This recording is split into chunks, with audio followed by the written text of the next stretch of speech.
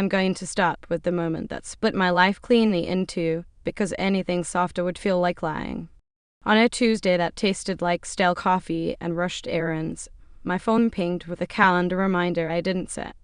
It was one of those shared family calendars we kept mostly for dentist appointments and school concerts, the ordinary scaffolding of a marriage. The alert said, "Pick up Ava from dance, 5:30 p.m. Oakview Performing Arts, bring her blue jacket." I don't have a daughter named Ava. I have 2 kids, a 9-year-old son who loves space documentaries, and a 6-year-old daughter who refuses to wear socks that don't match. My brain did that thing where it trips on a stair that isn't there.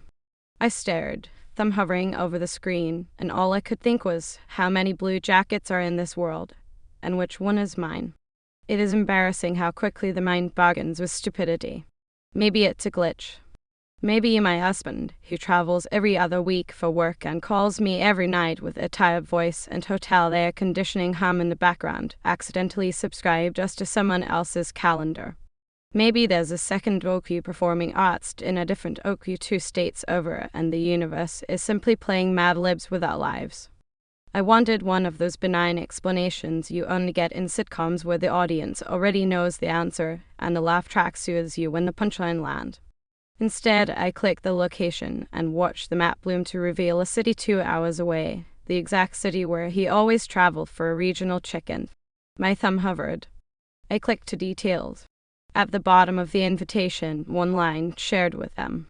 My husband's initial. And a second initial I recognized from a few of his travel texts, a coworker, I thought. Except the last name didn't match any client had ever heard him complain about over dinner. I stared at that last name until it started to look like a word in a language I used to speak when I was better at pretending. There's no delicate way to trace the shape of a double life without cutting your hands. I looked up the dance studio. The Instagram had photos of recitals, glittery costumes, tiny kids smiling with serious lipstick mouths. I scrolled until the algorithm recognized my hunger and started serving me related accounts. There's a type of woman who posts her life like a scrapbook, clean kitchens, birthday banners, a cat who tolerates bows. I landed on one of those accounts almost by accident, maybe 5 degrees of separation from the dance studio, and there he was. My husband. In the background of a grainy birthday video, singing along to an off-key chorus of little voices while holding a toddler I had never seen, wearing the same watch I bought him for our 10th anniversary. He was turned slightly away from the camera, as if the universe could be fooled by angles. But bodies have a way of telling the truth. I knew the slope of his shoulders in the dark. I knew the way his mouth formed to be when he concentrated. I knew that watch. I didn't throw the phone. I didn't scream. I didn't even cry, not then. I put the phone face down on the kitchen counter like it had said something rude, and I needed a minute to recover. The dishwasher hummed. The dog scratched at the back door. My daughter yelled from the living room about the missing purple crayon, as if purple crayons mattered in a world where people could duplicate themselves with the right lies. I stood there thinking, breathe in, breathe out, don't make this the day your children remember as the day the kitchen turned to fire. I packed lunches because lunch still had to be eaten. I signed a field trip permission slip with a hand that belonged to someone else. I put on mascara like a warrior, painting lines under her eyes. Across the counter, the phone buzzed again and again, a hive I didn't want to touch. When I finally picked it up, there were texts from him. Flight delayed. Might be home late. Love you. Kiss the monsters goodnight for me. Monsters. The word caught in my throat. The next text felt like a joke the universe wrote in bad taste. Can you check if my blue jacket's in the hall closet? I swear I left it there. For the dance recital tonight, it said, like an afterthought. Like he was 2 people and both of them believed in the same blue jacket. I'm 35. I have a spine that learned how to say yes for peace and no for crises. I've swallowed too many explanations over the years because I thought that was what marriage asked of me, what children needed from me. I used to think I was patient. Maybe I was practicing a kind of slow denial that looked like patience from the outside. That day I became a person who doesn't wait for permission to pull the thread. I opened our shared credit card account and searched the last 18 months. Hotel stays that didn't match his expense reports. 2 birthday party deposits, a trampoline park in the other city. a family membership to a children's museum we had never visited. Uber receipts with drop-offs at an address that wasn't any office building. I copied the address into the map and stared at the street view of the kind of neighborhood where bikes are left on lawns and everyone owns a mailbox with personality. There were chalk drawings on the sidewalk in one picture, a hopscotch grid with numbers looping, shaky and confident, and it was the moment my hand started shaking so hard I had to sit down on the floor. My mind became a courtroom and all the witnesses were unreliable because they were mine. I remembered him buying 2 sets of soccer cleats at the sporting goods store and saying they were on sale, so why not have extras? I remembered the times he corrected me gently. No, that wasn't the week he was in Oakview. It was the following one, and how I shrugged and let him edit my memory because I wanted him to be right about anything. I remembered the second toothbrush he claimed was a travel spare. I remembered the scent on his shirts that wasn't mine and how I once told myself I was being paranoid. I remembered a text he sent me months ago with a picture of a child drawing a stick figure family with a scribbled sun and a cat and his caption, "Look what a client's kid gave me. Sweet, right?" I remembered how he had smiled across the dinner table, and I'd smiled back, not knowing I was part of somebody else's drawing in thick marker lines. I want you to know I'm not telling you this for pity. I'm not the sainted wife in a parable. I'm the woman who thought compromise would keep a house standing and then learned that foundations crack whether you're careful or not. You can judge me if you need to. I judge myself in every direction already. The point is, once you see the outline of a second life sitting inside your own home like a ghost, you can't unsee it. It lives in the spoon drawer and the laundry basket. It opens your refrigerator and drinks the orange juice you bought. It tucks your kid into bed and texts someone else good night. I did what people do now. I became a private investigator with a couch and a Wi-Fi password. I found a family photo on the other woman's profile, a holiday photo with coordinated pajamas and a Christmas tree that looked like a magazine spread. He kept his head tilted just enough and his last name conveniently out of the caption. The toddler in his arms wore a tiny red beanie. The older child, the girl from dance, had a front tooth missing and one dimple. My chest felt like it was full of bees. I scrolled so far back that the app warned me I'd reached the end. They had met 3.5 years earlier, if the timeline of cautious posts and then more frequent ones could be trusted. My youngest was 3.5 then. There are 2 growth charts in my house now, if you count the one in my head that measures betrayal. He came home that night with the same tired voice and hotel air conditioning hum behind it, except I could hear traffic instead if I listened, and the thin pan at my ears had learned to hear. He said he was starving. I asked about the flight. He apologized for missing bedtime. I told him the dog needed to go out. I kept my mouth shut because I didn't want my rage to splash onto my children. I didn't sleep. I wandered the hallway like a ghost. At dawn, I sat at the kitchen table and wrote down everything I knew, like facts on index cards. His travel schedule, receipts, the address, the names I'd gathered from captions and tagged photos. I wrote the word over and stared at it until it looked like something I could hold. I wrote down my children's names next to it. I wrote down mine. I wrote down his, and it looked so small on paper. That same day at lunch, while the kids were at school and the house was full of the kind of silence that makes you pay attention to the ticking clock, I sent a message to the other woman. I agonized over the words. I deleted and retyped until my phone started to warm in my hand. I worried I was about to blow up the wrong person's life out of grief. I worried I was going to be accused of cruelty. I worried I might be blamed for something that was not my design. In the end, I kept it simple, because simplicity is the only thing that can stand in a room with a bomb. I told her my name. I told her I was married to him. I told her I believed he'd built a second home with her. I asked if we could talk. The typing dots appeared, vanished, appeared again, like someone starting a sprint, stopping, starting. She said yes. We met in a park in that other city, which is the kind of sentence that tastes like melodrama until you're living it. I parked where I could see the playground, but not the street. My hands wouldn't stop fidgeting. I twisted the ring on my finger so hard I thought it might break. She arrived in a beige sweater and a face that looked tired in a way that belongs to women who keep too many calendars. She looked like me and not like me, softer hair, different laugh lines, the same invisible math in the eyes that mothers do without knowing. I had rehearsed 1,000 lines and none of them came. I felt like I was standing on a cliff and a polite thing to do was jump first. I told her what I'd learned as gently as truth allows. She listened. She didn't cry. She looked at the playground and asked if I was sure. I said I was never more unsure and never more sure in my life. She laughed once, a sound with no oxygen in it. She told me she had met him at a charity event, and he'd been charming in the way people who practice have it down to an art. He told her he was divorced. He showed her a paper that I now understand probably came from a template website or someone's Photoshop trial. He said he had a complicated co-parenting situation, but that it was stabilized, the kind of word that sounds respectable when you're tired of everyone else's mess. She had 2 kids, a 4-year-old boy who loved trucks and the girl with the dance recital. They called him Dad. She'd put his name on school forms. The name he told her was his legal one, and he'd put her as his emergency contact on his heart, I guess, because he kept showing up.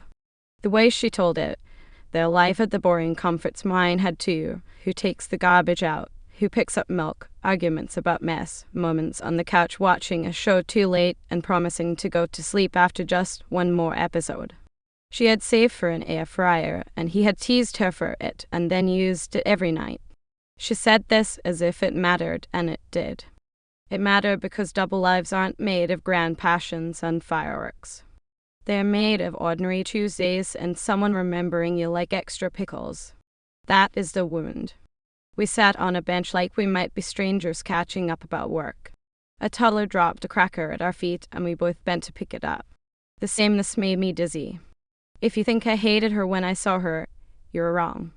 I hated the story. I hated the part of me that wanted to hate someone because anger is fuel. She wasn't the architect. She was another tenant of a house built without permits. She asked me if I was going to tell my kids. I said the words I'd been dodging all day. I'm scared. I said I could swallow my own grief if it meant avoiding their bright faces cracking. I said I wondered if keeping quiet made me complicit in whatever this was, if my silence was another brick in his plan. She nodded like we were synchronizing something, some internal metronome. She said she had no idea what to do with her daughter's love for a man who had taught her to ride a bike and also taught how nothing could be trusted. I wish I could tell you I immediately became noble and wise. I wasn't. I wanted to drive to his office and set fire to his desk with paperwork. I wanted to stand on his car hood and announce his sins to everyone who had ever thought he seemed nice. I wanted, briefly, to disappear, to be someone in a different city with a different last name and a simpler story. Instead, I did the thing I could do. I went home and sat my kids on the couch and told them a version made for their hearts. I told them that grown-ups make mistakes, even big ones. I told them their dad had been untruthful and that there were kids in another house who loved him too, and that none of this was because of anything they had done or not done. My son stared at the carpet and then asked if they still had to go to soccer on Saturday. My daughter asked if she could still bring muffins for her class next week because Mrs. Lopez had promised they could. The way kids keep asking the world to be stable is humbling. I said yes. I said yes to everything I could say yes to. I said yes until my own mouth felt like I was borrowing generosity I didn't have yet. He came home that night, and I told him in the kitchen, because kitchens are where our biggest arguments go to die. I didn't shout. My voice did not crack. It was steadier than I expected, and it made me angrier somehow, how calm I could be while my life split like an iceberg. He tried to explain. In his mouth, explanations are evolutionary. They adapt to the air they are in. He said it started as a friendship. He said he was lonely on work trips. He said time got away from him like it was a puppy off a leash. He said he had been planning to tell me. They always say they were planning to tell you, like there's a calendar event for confessions on a date that never arrives. He said he loved both of us in different ways. As if love were a buffet and the trick was small plates. I told him to sleep somewhere else that night, and then I put pajamas on the dog because my hands didn't know what to do with themselves. The next weeks were an ugly collage of logistics and crying at weird times. The school counselor. The pediatrician, who explained in a gentle voice what signs of stress I might see in the kids and what to do. A lawyer friend who put numbers and dates to things I didn't want to quantify. Money became a battlefield because money is just priorities printed on paper. He wanted to move money around. I wanted receipts for an apology he didn't know how to make. He ping-ponged between houses until both sets of kids began to think of him as a weather system. He would arrive with gifts and promises and leave with a suitcase and expressions that should have lived inside therapy. He cried sometimes. I watched him and felt nothing like what I thought I would feel. Hate is not clean. It leaves residue. It wants to be fed. I tried to feed it less. The other woman and I kept texting. The first few conversations were like touching a bruise, quick, accidental, full of flinching. We compared timelines like we were syncing a crime scene board. She sent me a photo of her kids in Halloween costumes, and I sent her a photo of my daughter's hand covered in glitter glue. The bizarre overlap of tenderness and rage made me stay up too late each night and wake feeling like I hadn't slept at all. We met again, this time at a coffee shop where the barista had a tattoo of a lemon slice on her wrist, and I thought, what made that lemon matter enough to ink on skin forever? The question felt medicinal, something small and ridiculous to make my brain stop buzzing. We talked about practical things. Schools. Bedtimes. Bedwetting regression. Therapy. How to introduce each set of kids to the idea of the other set of kids without making it a circus. Whether to let him be the one to tell, or whether we should do it together as two women who refused to let him own the framing. She told me her daughter had asked why dads sometimes forget birthdays, and she had lied because she couldn't bear to say, because he's busy blowing out candles somewhere else. I told her my son had asked if he would still do rockets with Dad on Saturdays, and I'd said yes even though I didn't know if Dad would be in a different zip code pretending to like soccer that day or playing family at someone else's kitchen table. There was a moment when she looked at me and I saw how out of maps we both were, all the known roads falling off the edge into a blank white space labeled Here Be Dragoned. What happened next is both simple and the thing that makes people lean forward and judge. We decided to help each other first and figure out what to do with him after. It was a decision born from fatigue and clarity and a deep refusal to let a man's poor planning turn us into enemies. It didn't feel heroic. It felt like community service in a town with 2 houses on fire. We made a list of all the ways a week can split a parent in half: morning drop-offs, late meetings, dentist appointments, the dreaded science fair. We figured out who could cover what. We told each other the intolerable truth: I can't do this alone. If that sentence makes you uncomfortable, write it down and carry it. It is heavier than it looks. There were small wins. The first Saturday, my son asked if he could take his rocket to the other city to show the kids there. The first time her daughter, shy and skeptical, played Lego at our dining table like the pieces didn't care who put them together. There were awful moments too. Social media comments when we made it clear on our accounts carefully, without naming names, that our lives had shifted. The neighbor who brought a casserole and advice I didn't ask for.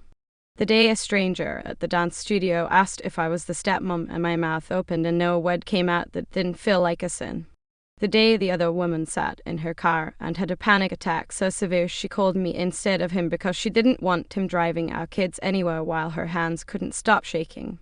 I went and sat with her. We breathed together. 2 women in a parking lot counting to 4 like it was a religion. When we told him what we were doing, dividing time, resources, attention, choosing each other's sanity over his feelings, he reacted like he was being robbed. He said it wasn't fair. He said we were ganging up on him. He said we were turning the kids against him. He said the kinds of things people say when they can feel a center moving and they're losing a gravitational pull. He asked if he could come over for Sunday dinner. He asked if we could go back to pretending a little longer while he figured out a better way to fix this. He said fix like a handyman patching drywall.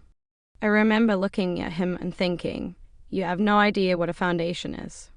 There's a version of this story where I tried to win, where I went to court and demanded sole custody and scorched the earth until it smelled like victory.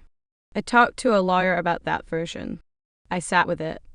It glowed like a neon sign in my head, but it came bundled with 1,000 meetings and a calendar full of dread. It came with 2 kids who would watch me turn their father into an artifact. It came with a future I could not live in. Maybe you think I am weak for not choosing that path. Maybe you think I'm a strategist for what I did next. I don't know. I only know my body kept whispering no when I tried to put that version on. So we tried something else. And here is where I can feel the comments forming like weather. We decided to live together. Not forever, not as a manifesto, but as a solution we could hold in our hands for now. We found a rental with 4 bedrooms and a yard big enough for grief to run in circles. We drafted rules like any people who are building a fragile bridge. Non-negotiables taped to the fridge. Bedtimes. Short shots. Calendars in duplicate. Quiet hours so nobody's crying drowns out multiplication tables. Boundaries like fences, not walls. No new partners in the house for 6 months. Weekly check-ins at the table. Coffee mandatory, honesty optional only if your kindness is running low. We made a budget and opened a joint grocery account because groceries are where resentment grows if you're not careful. It was awkward. It was also one of the bravest things either of us had ever done. People have opinions about 2 women sharing a home after a betrayal ties them together like barbed wire. My mother said I had lost my mind and then, quietly, asked if the kids were sleeping more. My brother didn't say anything for a week and then showed up to assemble a bunk bed and pretend the Allen wrench was a sword. My best friend whispered that she didn't think she could ever do it, and I told her I wasn't sure I could either until I was doing it. The children adapted the way children do, with curiosity, some suspicion, and a speed that made me both relieved and sad. They learned each other's cereal preferences. They negotiated TV time like diplomats. They invented a game in the yacht involving 2 hula hoops and a scoring system nobody else understands. Sometimes they fight, and I listen to the other woman use the exact same sentences I use, and it feels like an echo, like we were always doing this. He hates it, of course. He hates arriving at the door and finding us aligned. He hates the calendar where his name appears like a guest star. He hates that there are fewer places to hide lazy lies when 2 women are comparing notes over coffee. He oscillates between apologies so shiny you want to squint and anger so messy you can smell the fear in it. He asks me, "Are you doing this to punish me?" I tell him the punishment is that he is no longer the center of anything. He calls that cruelty. I call it physics. He asks her if she's really going to live like this. She tells him she will live however it keeps the kids steady and her own chest free of pressure at night. I won't pretend it's easy. We step on each other's routines. We argue about spices and their soap brands and whether a 7-year-old should be allowed to use glitter unsupervised. We trigger each other in tiny ways, the way she folds towels, the way I load the dishwasher, the way grief makes me go quiet and grief makes her narrate. Sometimes I look at her and think, if things had been different, maybe we would have met at a PTA meeting and become friends, or maybe we would have found each other annoying and never spoken again. Instead, we found each other here, in a house where the hall light is always on because it makes the night softer for kids who wake sometimes and need a roadmap to the bathroom and back. There are moments of grace I wouldn't have believed in a year ago. The morning my daughter had a fever and I had a presentation I couldn't move, and the other woman texted me from the kitchen that she'd keep my girl on the couch with popsicles and cartoons and to go, just go. She had it. And I stood in the hallway and cried because being held doesn't always look like arms. The evening her son crawled into my lap after a bad dream, and I realized my body could widen a circle without breaking. The night we sat on the back steps with mugs of tea and talked about the futures we'd imagined at 25 and how none of those futures had this in them, and how maybe that's why we could make this one ourselves. People online ask me if we're doing it to make a point. As if we're a campaign. We're not. We're making a life. The point, if there is one, is that love is not always a romance novel, and sometimes the bravest version of love is logistics. The point is that 2 women can decide not to bleed out into each other's hands because a man ripped the same hole in both. The point is that our kids laugh here, loudly, and sleep here, deeply, and wake here, hungry, and tantrum here, completely, and look across a breakfast table at people who will show up even when their hair is a mess and their hearts are tired. You might be wondering if he still comes around. He does. He picks them up on the days he's scheduled and returns them on time more often than not. He brings gifts that look like a man's but aren't. He asks to come in on terms, and we let him when it makes sense for the kids' birthdays, science projects that require the hands of all available grown-ups. The morning the bike tire wouldn't cooperate, and he happened to arrive with a poem. He tries to linger. We don't let him. We treat him like weather. You can plan around it, but you don't take it personally. A week ago, he asked again if we could try counseling as a tried. His words, like he was proposing a startup more than a family plan. We told him we were already in counseling, just not with him. We told him to go find a therapist and bring his own coffee. This is the place in the story where some people want a neat conclusion. They want me to say I forgave him and found peace in a way that can be printed on a mug. Where they want me to say I will never forgive him and I hope his shoes always fill with sand, and that would be satisfying in a different way. Truth lies somewhere messier. Forgiveness, for me, is not a door you walk through and suddenly the air is different. It's a daily chore like dishes. Some days I do it because the sink is full. Some days I let it stack up and the kitchen smells like old water. Some days she does it for me by reminding me of the better parts of the man we both loved and were lied to by. Some days I do it for her by refusing to let bitterness be the only spice in our meals. We're moving forward, which sounds like a motivational slogan and feels more like a grocery list. I'm learning new rituals. I label things in the pantry now because two mothers share this kitchen and nobody's mother should have to guess where the vanilla lives. I take a picture of every school form and text it before I put it in a backpack. I keep extra blue jackets by the door because cold sneaks up and kids never remember. I buy 2 sets of everything that matters and exactly 1 of everything we can share. The dog has decided we are a pack. He rotates loyalties hourly and emerges from each sleeping child's blanket fort with the relief of a soldier on leave. If you want to know whether it's worth it, I have only the same answer I give my kids when they ask the hardest questions at bedtime. It's worth it if it makes you into someone you can stand to be. I can stand to be this woman. Not because I wanted her, but because she learned that love can look like 2 women at a kitchen table assigning pickups and drop-offs with sticky notes, choosing steadiness over revenge in a world that mistakes noise for power. The last thing I'll give you is the image I keep replaying when I need to remind myself why we did it. It was last Sunday. Pancake morning. Our house smells like vanilla and coffee and the dog's wet paws.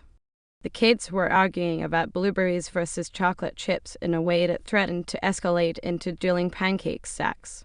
She stood at the stove wielding a spatula like a gavel. I stood at the island slicing strawberries. The doorbell rang. He arrived with a sheepish smile and a bag of oranges like he was auditioning for a role in a life he'd already been fired from.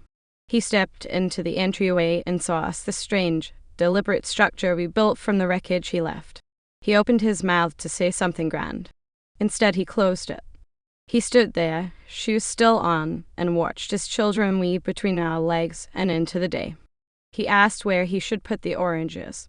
I pointed to the counter and said he could put them there and also take out the trash on his way back to the car. Maybe that sounds petty to you. Maybe it sounds powerful. For me, it's neither. It is a new gravity. He carried the trash bag down the driveway. The kids argued about syrup. She flipped a pancake with her perfect wrist. I poured coffee. And I realized he was outside our door, hands full of the consequences he made. And we were inside, hands full of the life we were choosing. So judge me if you must. Tell me I'm making a mistake. Tell me I'm brave. Tell me you could never. Tell me you would. I can hold all of it. What I cannot hold anymore is the shape of a lie in my house like a piece of furniture no one admits is hideous. We carried it to the curb together. We made space for a table that fits more chairs. We decided to live together. We are raising the children in a house that refuses to make them pick a side. He stands on the porch some days trying to find an angle back in. But the lock is simple. It only opens to people who tell the truth when the calendar pings and says pick up from dance. Bring the blue jacket. We bring the blue jacket. We bring the kids home. We close the door. And for now, that is the ending I can live and shout, imperfect and ours.